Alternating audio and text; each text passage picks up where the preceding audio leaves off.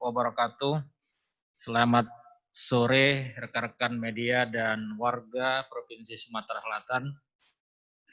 Pada hari ini Sabtu tanggal 27 Juni tahun 2020, kami dari gugus tugas percepatan penanganan COVID-19 Provinsi Sumatera Selatan sebagaimana biasa akan menyampaikan pengumuman tentang perkembangan coronavirus disease atau yang lebih dikenal dengan COVID-19 di Provinsi Sumatera Selatan.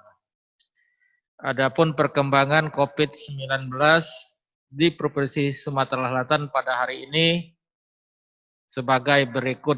Pertama yaitu ODP atau orang dalam pemantauan. Jumlah total sampai hari ini berjumlah 8.295 orang dan telah selesai dilakukan pemantauan sebanyak 6.619 orang dan masih dalam proses pemantauan sebanyak 1.676 orang. Yang kedua yaitu PDP atau pasien dalam pengawasan, jumlah keseluruhan sebanyak 901 orang dan telah selesai dilakukan pengawasan sebanyak 630 orang dan masih proses pengawasan atau masih dalam proses perawatan sebanyak 271 orang. Kemudian yang ketiga yaitu kasus konfirmasi atau kasus positif COVID-19 pada hari ini Sumatera Selatan mendapatkan penambahan kasus baru sebanyak 43 orang.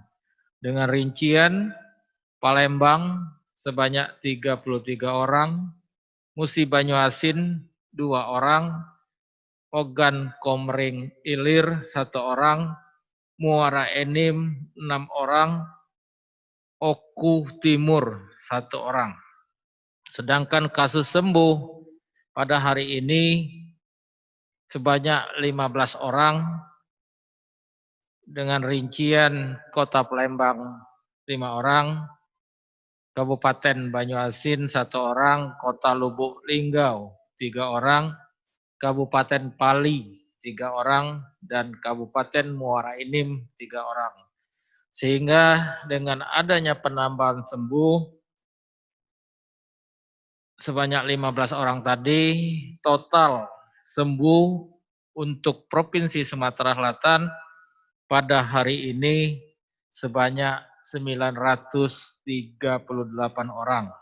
Sedangkan yang meninggal pada hari ini tidak ada penambahan, tetap berjumlah sebanyak 81 orang. Kesimpulan, total kasus positif di Provinsi Sumatera Selatan sampai hari ini berjumlah 1.950 orang dan telah selesai sebanyak 1.019 orang. Sedangkan kasus yang masih aktif atau kasus yang masih dalam proses perawatan, kasus yang masih dalam isolasi, yang masih menunggu hasil laboratorium negatif sebanyak 931 orang. Demikian yang dapat kami sampaikan. Sekali lagi kami mengingatkan untuk kebaikan kita bersama bahwasannya COVID-19 atau wabah penyakit COVID-19 ini khususnya di Provinsi Sumatera Selatan belum dinyatakan selesai. Oleh karena itu, kami menghimbau untuk tetap waspada, tetap menjalankan protokol kesehatan dengan disiplin, supaya kasus-kasus baru, penambahan kasus baru, supaya penyebaran COVID-19 ini terhenti di provinsi kita, sehingga kita bisa keluar dari krisis COVID-19 ini dan kita bisa kembali ke situasi yang normal lagi sebelum adanya COVID. Oleh karena itu, dengan peran serta Bapak Ibu, peran serta saudara-saudara sekalian, sangat diharapkan karena tanpa dari peran serta kita semua tentunya pengendalian penyakit COVID ini tentunya memutuskan rantai penyakit COVID ini tidak akan cepat dilaksanakan, tidak akan berhasil dengan cepat. Oleh karena itu, mari kita bersama-sama untuk tetap disiplin dalam beraktivitas sehari-hari, kita jadikan kebiasaan baru bagi kita yang memang memakai masker pada awalnya kita merasa risih, kita merasa tidak nyaman. Namun setelah kita coba, ternyata memakai masker lama-lama menjadi nyaman juga. Itu penting untuk kebaikan kita, kebaikan orang di sekitar kita, dan kebaikan provinsi kita, guna mencegah, guna memutus rantai penularan COVID ini. Oleh karena itu, mari kita disiplin secara bersama-sama, jangan sampai menyerah, jangan sampai tidak disiplin. Kita tetap disiplin yang tinggi untuk memakai masker dengan benar dan selalu mencuci tangan di air yang mengalir dengan menggunakan sabun dan tetap jaga jarak serta hindari kerumunan. Sehingga dengan demikian kita bisa memutus rantai penularan COVID ini. Demikian, wassalamualaikum warahmatullahi wabarakatuh.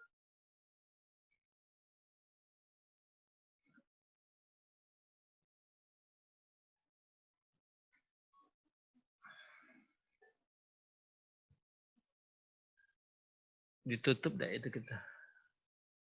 Yang pertanyaan ini dah Tiap hari ditutup. Dikuji. Oh. Kayaknya enggak ada ya. Lah bosan.